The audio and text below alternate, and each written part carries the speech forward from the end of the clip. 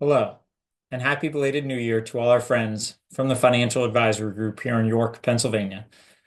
Just wanted to send out a video that gave some of our thoughts for 2025 as we head into the back half of January, as that tends to be a question we get is how do we think things are going to turn out this year? And we'll use a little weather analogy for this one. For most of us, anywhere around the US right now, things are a tiny bit on the cold side. And I think we'll stretch that to the analogy of, we ask, when's the best time to buy a winter jacket? I know that sounds weird. What does that have to do with the markets? And we'll get there in a minute. But with this cold weather, it was talking to someone in Florida today, and you're talking about temperatures in the 20s and 30s and snow in Florida, just not what we're used to. Well, if you went down to Florida without a winter coat, good luck finding one. So the best time, the answer to that question to buy a winter coat isn't when it's 0 degrees. It's to buy that winter coat when the weather's nice outside. So what does this have to do with the market? Well, getting to the market, not the same as our weather recently. The weather for the market's been great. We're coming off of two back-to-back great years where the market was up 24% in 2023 and about 23% in 2024 with very little severe weather. We had very little drawdowns where the market got hit hard at any point during that year, which is rare. So we said this at the end of 2024. Let's appreciate where we are, that we've had great weather in this market for a long time. And that's great. We appreciate that. We just don't want to get lulled to sleep and think that this is just going to happen over and over and over again and be caught without a winter jacket once the weather gets cold or the market slips. So what's our view?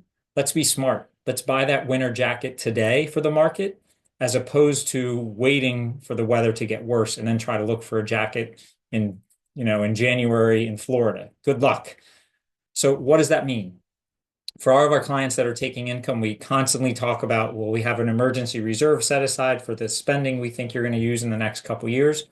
We're filling those buckets today, right? We're buying you that winter jacket because our view is the weather's nice, and this is the time to buy the jacket. This is the time to fill those buckets. Because if we can fill the buckets when the market's high, then if the weather gets cold and the market struggles later, we already have your winter jacket set aside that we don't need to go buy another one.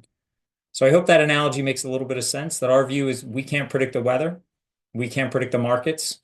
But when the weather's nice, it's smart to prepare for when it might not be. And we're not saying there's bad weather coming tomorrow.